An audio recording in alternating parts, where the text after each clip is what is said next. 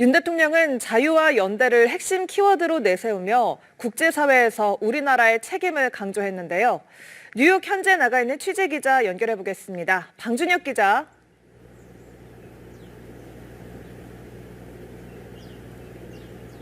네, 제 뒤로 보이는 건물이 바로 뉴욕에 있는 UN 본부 건물인데요. 분수령의 시점이란 주제로 3년 만에 대면 방식의 UN 총회가 열렸습니다. 팬데믹과 공급망 경쟁 등 글로벌 복합 위기에 대한 해법이 논의되고 있는데요. 조금 전 윤석열 대통령이 취임 후 첫 UN 총회 기조연설을 마쳤습니다. 윤 대통령은 전체 정상 가운데 10번째 연설제로 무대에 올라 우리말로 연설을 했는데요. 핵심 키워드는 자유와 연대였습니다. 윤 대통령은 자유와 평화에 대한 위협은 국제사회가 축적해온 보편적 규범 체계에 대한 연대를 바탕으로 극복해 나가야 한다고 말했습니다. 자유와 법치, 인권이란 가치를 공유하는 국가들이 UN 중심으로 연대하자는 겁니다.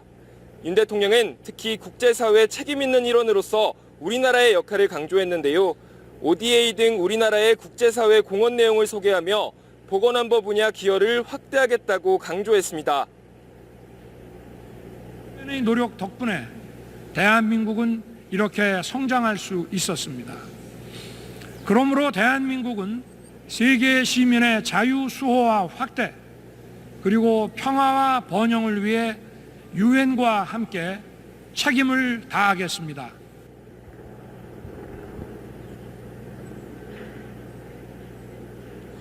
윤 대통령은 핵 위협에 대한 공동 대응을 강조했는데요. 담대한 구상 등 북한에 대한 직접적인 메시지는 내지 않았습니다. 네, 그렇군요. 이번 UN 총회를 계기로 열리는 정상회담도 중요할 텐데요. 한일 정상회담은 일정에 나왔습니까?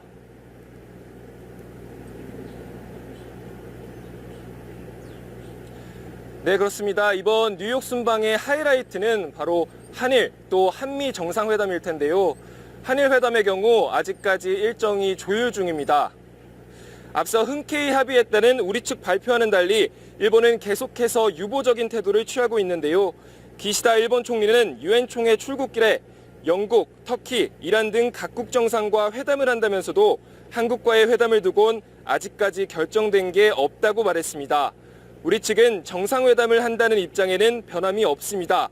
다만 구체적인 일정이나 형식에 대해선 언급을 자제하고 있습니다. 막판 신경전이 이어지는 모습인데 이에 따라 정식 양자회담보단 두 정상이 잠깐 서서 대화하는 약식회담 수준에 그칠 거란 관측도 나옵니다.